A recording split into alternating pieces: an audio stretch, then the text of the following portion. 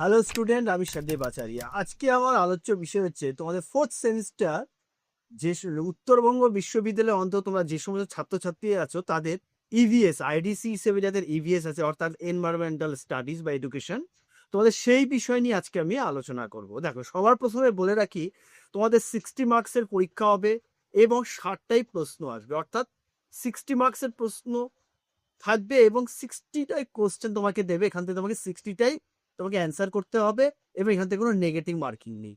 এখান থেকে সাজেশন করা মানে খুবই কষ্টকর ব্যাপার। কারণ কি, 60 মার্কসের মধ্যে তোমাদের যে সিলেবাসে আছে তার থেকে প্রচুর প্রশ্ন কিন্তু তারা ঘুরিয়ে ফিরিয়ে দেয়। তো তোমাদেরকে তাই জন্য কি করতে হবে, তোমাদেরকে টেক্সট বইটা খুব ভালো করে পড়তে হবে। যাদের ইভিএস তোমাদের টেক্সট বই আছে, এরকম নয় যে আমি আগের যেরকম তোমাদের সিলেবাসগুলো দিয়েছি, মানে সাজেশন দিয়েছি, সেখান থেকে যেমন 100% সাজেশন তোমাদের কমন এসেছে, এইখান থেকেও সেরকমই আসবে, সেটা কিন্তু আমি এখন বলতে পারছি না।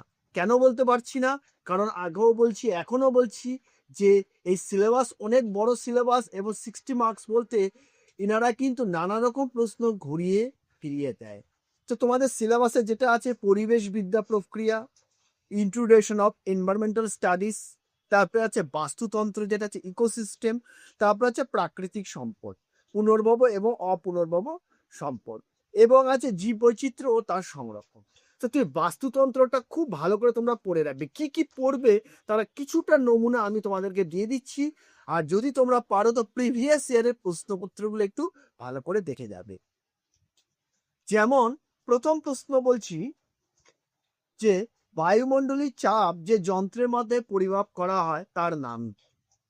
তাহলে এটার অ্যান্সার হবে ব্যারোমিটার।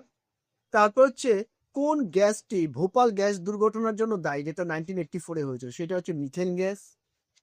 এর পরে হচ্ছে ভারতের কোন রাজ্যে বাঘ রাজ্য নামে পরিচিত, সেটা হচ্ছে মধ্যপ্রদেশ। মানব শরীরে জৈব রাসায়নিক পরীক্ষাগার বলা হয় কাকে? অগ্নাশয়কে। বায়ুমণ্ডলে যে গ্যাসটি সর্বাধিক প্রাপ্ত হয় সেটা হচ্ছে নাইট্রোজেন গ্যাস। নেক্সট যেটা হবে, ডেঙ্গু রোগের প্রধান বাহক হলো, অ্যান্সার হবে অ্যাডিস মশা। বায়ুমণ্ডলে কোন স্তরে ওজোন গ্যাস অবস্থান করে? স্ট্র্যাটোস্ফিয়ার। এখান থেকে কিন্তু একটা ভালো প্রশ্ন তোমাদের দেয়।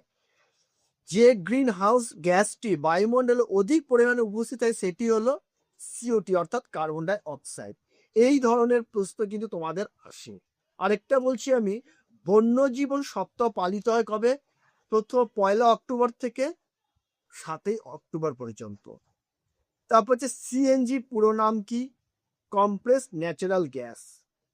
এরপর যেটা পড়বে সেটা হচ্ছে একটি প্রাকৃতিক পরিবেশগত অঞ্চলের উদাহরণ দাও, সেটা অ্যান্সার হবে গাঙ্গেয় বদ্বীপ।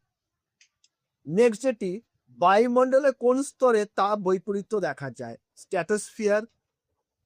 এই ধরনের প্রশ্ন আমি আরো কিছু বলছি, এগুলো একটু তৈরি করে যাবে, কিন্তু বারবার করে বলছি এটা কিন্তু দেখে ফলো করবে, কিন্তু এটাকে যে এটাই আসবে সেটা কিন্তু আমি গ্যারেন্টি দিচ্ছি না। এটা তোমাদেরকে বলছি এই ধরনের প্রশ্ন আসবে। নেক্সট যেটা হচ্ছে, কোন একটি বিয়োজকের উদাহরণ দাও, অ্যান্সার হবে ছত্রাক। ভারতে উদ্ভিদ প্রজাতির সংখ্যা দরকার নেই এটি। এরপরে যেটি করবে, ভারতে প্রাণী প্রজাতির সংখ্যা হলো 89,000। নেক্সট, একটি অপ্রাকৃতিক দুর্যোগ হলো দাঙ্গা। এই ধরনের কিছু কিছু তোমরা পড়ে যাবে। তারপরে যেমন একটা পড়তে পারো, এনভায়রনমেন্টাল সায়েন্স বইটি কত সালে প্রকাশিত হয়? 1994 সালে। তারপর হচ্ছে এনভায়রনমেন্টাল স্টাডিজ গ্রন্থটির লেখককে।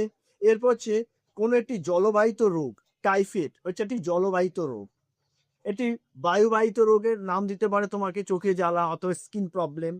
ভারতের সবুজ বিপ্লব কবে শুরু হয়েছিল? 1960। এরপর হচ্ছে কোন অস্থায়ী উন্নয়নের সংজ্ঞা দেন কে? অস্থায়ী উন্নয়নের সংজ্ঞা দেন ব্রুকলেন কমিশন। এই ধরনের প্রশ্ন। আর বাস্তুতন্ত্র থেকে যেই ধরনের প্রশ্নগুলো একটু করে রাখবে সেটা হচ্ছে গিয়ে, কোন দিনটিকে বিশ্ব পরিবেশ দিবস হিসেবে পালন করা হয়? 5 জুন। সম্পদ বলতে কি বোঝো? কোনো বস্তু তার দ্বারা উপযোগিতা পূরণের ক্ষমতাকে।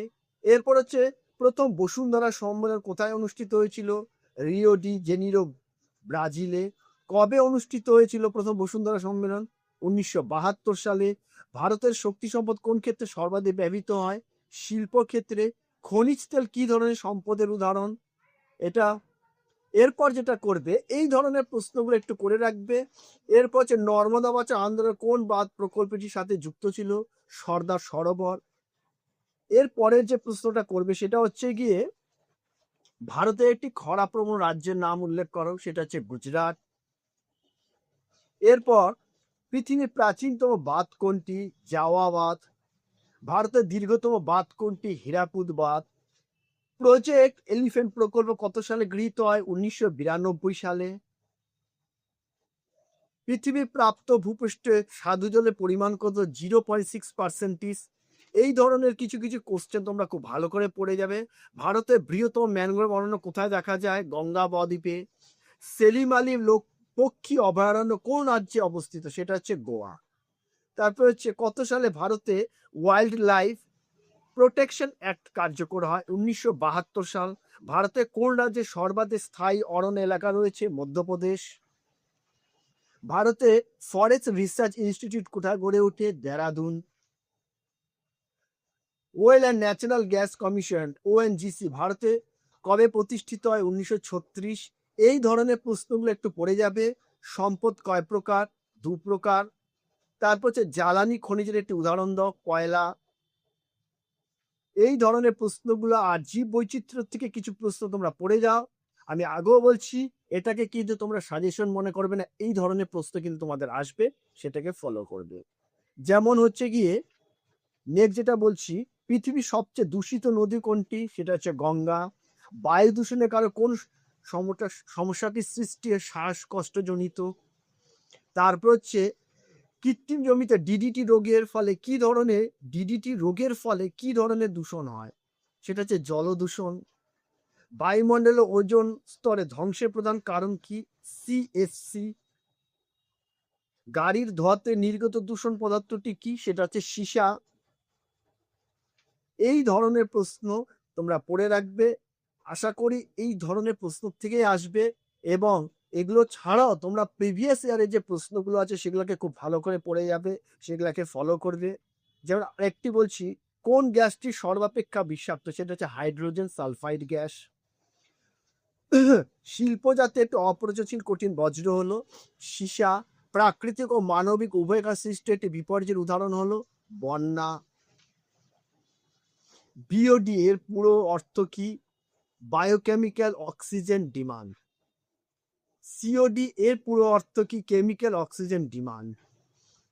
কোন গ্যাসটি বায়ু দূষণ ঘটায় না, সেটা হচ্ছে হাইড্রোজেন গ্যাস। এরপর হচ্ছে গিয়ে ধান ক্ষেতে উৎপন্ন দূষকটির নাম কি, সেটা হচ্ছে মিথেন গ্যাস। তারপর যেটা হচ্ছে কয়লা খনি শ্রমিকদের মধ্যে কি ধরনের রোগ দেখা যায়, ব্ল্যাক লাং, এই ধরনের রোগ দেখা যায়।